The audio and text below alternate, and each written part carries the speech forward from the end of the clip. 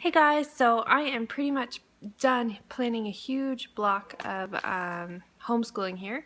It'll probably be, I need it to be at least in the next 9 weeks, but I think it'll actually probably be the next 18 weeks, give or take a little bit. I think it'll last about half a year, and I will show you what we're using, what I'm doing, and how I planned it. And yeah, here we go. Okay, so I just started by writing down all the things I want to make sure that we're doing daily and just weekly. I've got our family tree, which this is kind of an ongoing thing that just happens here and there. We write letters to people and ask them specific questions. We're going to be doing a big unit study on gardening that will probably last through the summer. And because of that, we're going to be doing day 3 of science in our science in the beginning. It's the days of creation, and so day 3 makes sense since we're doing gardening. And we'll do the first 6 lessons in Mystery of History. I'm going to go over all of this. We'll be doing math regularly, our felts. This is our Bible. What we do for Bible, we do the Bible stories in felt. And I want to make sure every week to have an open-ended art activity, and that usually happens on the same day as math, just because it works out well. And we have field trip every week.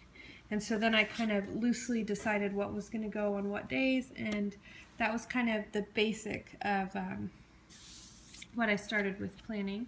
And then what I did, let's see, I went through the first 7 lessons of Mystery of History, and the only reason I did 7 is because in order to keep the timing about right, we need to do about 1 lesson in here for every 2 lessons we do in our science book. So this should match with day 3 of science. And I just kind of picked out, we're not going to do, excuse me, we're not going to do every single lesson from Mystery of History. We will do all of the first 7. So I just kind of picked those out. And I looked at the activities that are recommended in the book, and I thought of any other activities. And for Ice Age and dinosaurs, we're actually going to do mini unit studies. And so I wrote down like field trip ideas or little activities that we can do. And I just wrote them down here as kind of just a general, I didn't go into like super detailed depth, just kind of thinking about what to do. And then for the gardening unit study, I sort of came up with 12 lessons, and I'm not sure that we'll actually do all of this, but I was using this book, Wildlife Gardening, as my guide, and I just kind of looked through the activities in here, and I thought of any additional activities that would be important that aren't mentioned in here, and then I just kind of have them in order. Like the first few things we'll need to do in order, but then after that there's just different bugs and animals that we can learn about and do some activities with, and I just kind of wrote those down so that I could kind of keep in mind some things that we could do along with page numbers of activities in here. And then for science, I did the same kind of thing. I just went through and I looked at all of the activities, all of the things that we're doing, and wrote down more ideas of things that we could do to extend it. And I wrote down anything that I would need to get for those lessons.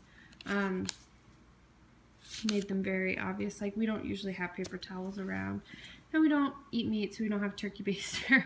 And all of our magnifying glasses are really bad. If I can't get one, that's fine, but if I can, that's great. So I just went through and wrote down additional ideas, things that we would need, and kind of what was going on there. And then what I did is I went on to various homeschool rainbow resources. I went on to Amazon, Lakeshore Learning Site, just a bunch of different places, and I wrote down things that, books, ideas that I thought we could use to go with the different unit studies and themes and stuff that I had found from our science, for gardening, and from Mystery of History. And so I wrote down some stuff that we might need more of, whether it be books or whatever. I went to our website for our local library And all the books that I found, I looked, and if we have them at the library, I will just get them there.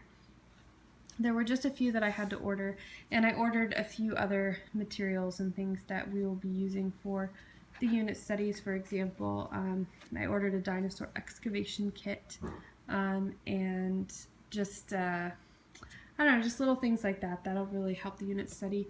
I had a budget, and so this kind of gives me an idea of what I'm going to have for all the unit studies that we'll be doing, all the stuff that we'll be doing for science and history, and sorry, I'm kind of rambling. So I went, and that kind of helps me to see, okay, these are all the things that I need, these are all the things I want within my budget, what's going to make the most sense for me to get, and I went ahead and ordered that. And so now at this point, now that I know what projects I'm going to have to be doing, and now that I know kind of what we're looking at here, I will be taking every week and using this schedule very loosely. I'll be plugging things in from here, and I will probably only plug in about 2 weeks at a time, and that way it gives us flexibility. So if we're studying ladybugs, for example, and the boys want to take more time on ladybugs, we can do that. If we're studying about the dinosaur unit and we just really want to dive into that, it gives me the flexibility to kind of schedule as we go. And I just have, like I said, just my regular planner. I'll just write in one homeschooling thing or two depending on it for every day, and just kind of mark that off. But that's basically how I planned, and you can see here, I mean, just with Mystery of History, I mean, that could easily last me 9 weeks worth of stuff right there. But this will last me quite a while, and if we get really sick of doing the science activities, then we'll hold off on that for a while and focus on one of the history unit studies. Or if we have a lot going on in the garden, we can focus on that, or just kind of jump around. And this gives us lots of good ideas of things to do.